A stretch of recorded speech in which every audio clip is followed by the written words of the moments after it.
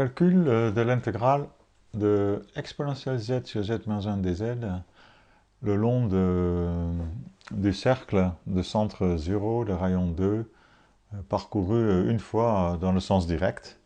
Et on va le faire avec le théorème des résidus.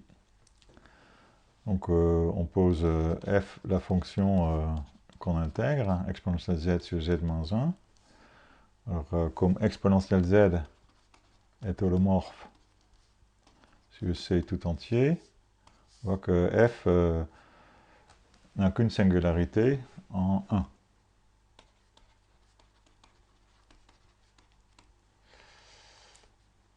Et comme z-1 facteur de f de z, c'est exponentielle z est holomorphe,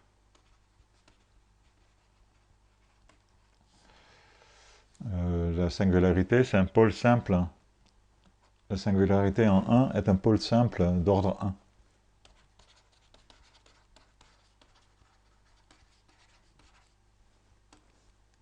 Un pôle simple donc, un pôle d'ordre 1. Et du coup, le calcul du résidu de f en 1, c'est très facile.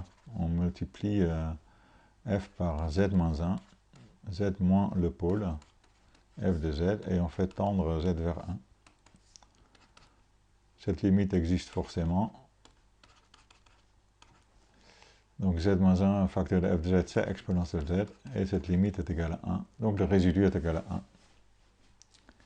Maintenant, le théorème des résidus dit que l'intégrale qu'on veut calculer